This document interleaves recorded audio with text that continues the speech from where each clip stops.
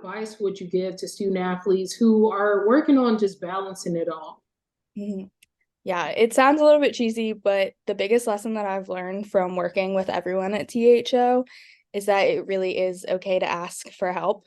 Um, Working with a bunch of people that openly share their stories and their journeys really just makes you realize that even if you don't have a diagnosis or like an official mental illness, you can still really struggle with mental health, especially as a student athlete.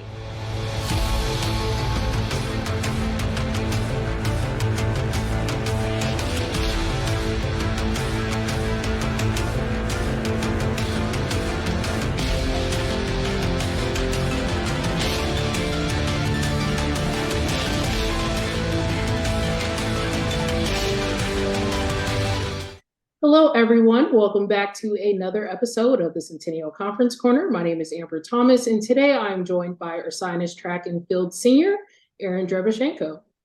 It's great to have you, Erin. Hi, great to be here, Amber. So this is a very special episode of the CC Corner. From March 26th to April 9th, the Centennial Conference SACs and the conference chapters of the Hidden Opponent will be teaming up together to spread mental health awareness with the initiative hashtag CC Green Out. Head over to centennial.org or on our social media at Centennial Conf to learn more. So, in the mental health space, Erin, you have hit the ground running. You not only serve as the Hidden Opponent campus captain, but you officially established a chapter on your campus and you serve as an intern. For those that may not know what the Hidden Opponent is, what is the work that you all do?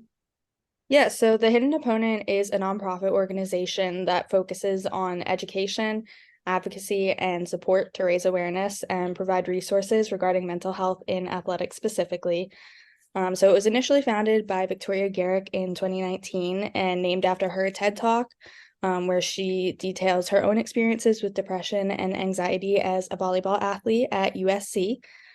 So one of the main programs that we focus on is the Campus Captains Program. So we have over 800 campus captains on over 500 campuses as of right now, and that includes high school. I believe there are some club, NAIA, and then all three divisions of NCAA. So those campus captains basically serve as ambassadors for their teams and campuses and provide resources, hold events, share their stories, and then obviously hold awareness games whenever they can. Huh. So I listed off some of the hats that you wore earlier with the Hidden Opponent. How have you grown as a leader in your mental health advocacy work? Yeah, so I actually found out about THO and the Campus Captains program through an event from the conference during my sophomore year, where Victoria was speaking. And I was already a huge fan of her as an athlete. I played volleyball all throughout high school, so that was awesome that she was coming to speak to our conference.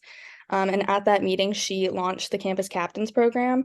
So I started as a campus captain my sophomore year. And then that next year, me and three other Ursinus campus captains officially started a chapter on our own campus. And I was lucky enough to become the president at that time. And then that next spring, I started as an intern with the company as well. So I'm in charge of all of our Facebook groups, and then I also help out with smaller tasks, as well as our new coaches and professionals program. And then I'm also a head campus captain for the D3 South region. So me and one other campus captain from Shenandoah, also a track athlete, are basically in charge of 90 other campus captains from along the East Coast from D3 schools. Yeah, that's very cool. So you all have, as student athletes, a lot on your plate. You just listed off some of the amazing work that you do. What advice would you give to student athletes who are working on just balancing it all? Mhm. Yeah, it sounds a little bit cheesy, but the biggest lesson that I've learned from working with everyone at THO is that it really is okay to ask for help.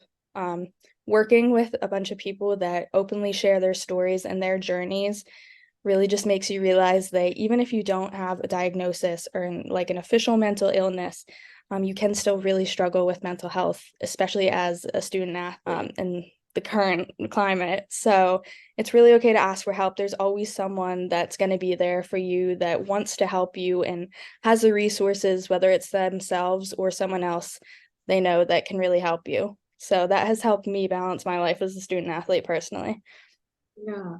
So if someone is interested in learning more about mental health or the hidden opponent, what are some resources that they could reach out to? Yeah, so we have a new website actually. It's just thehiddenopponent.org. It used to be .com, but we're .org now. So you can go there. You can find information about Vic's TED Talk. We have all of our programs on there, the campus captains and coaches and professional. You'll see a complete list of all of the campuses that have chapters and campus captains. And then we're also on Instagram, Facebook, YouTube, Twitter, as well as LinkedIn. So if you're looking for any like professional connections or anything, LinkedIn is a great place to start with that. Absolutely. So we're gonna shift gears a little bit, and we have to do Amber's top five, which are five questions that I just have to know. So the first one being, what do you do for self-care? Yeah, so my roommate and I, who is actually also a track athlete and campus captain, really like to go out on the weekends after we've had a long week of practices, lifts, and then usually meets, and just find some cafes and coffee shops near us and spend some time there, get some breakfast, get some coffee, and just relax. Yeah. So this is still the month of Women's History Month. So I have to know, who is your shero or woman that you look up to? Yeah. I love Kendall Coyne Schofield. I'm a huge hockey fan. And for those of you that don't know who she is a USA hockey player. And she was the first woman to compete at the NHL All-Star Skills Competition. So she's a huge inspiration. She's just awesome. Of that. So I feel like this next question, it usually says a lot about who you are. Favorite sports movie? My favorite sports movie and movie overall is The Blind Side. It's also the reason I'm a Ravens fan. Sorry, I'm from Pennsylvania, but I am a Ravens fan. That's a good one for sure. And then what is your go-to karaoke song? I'd have to say probably like any Taylor Swift fan. I'm a big, big Swiftie. Solid choice, solid choice. And then last question, favorite Centennial memory?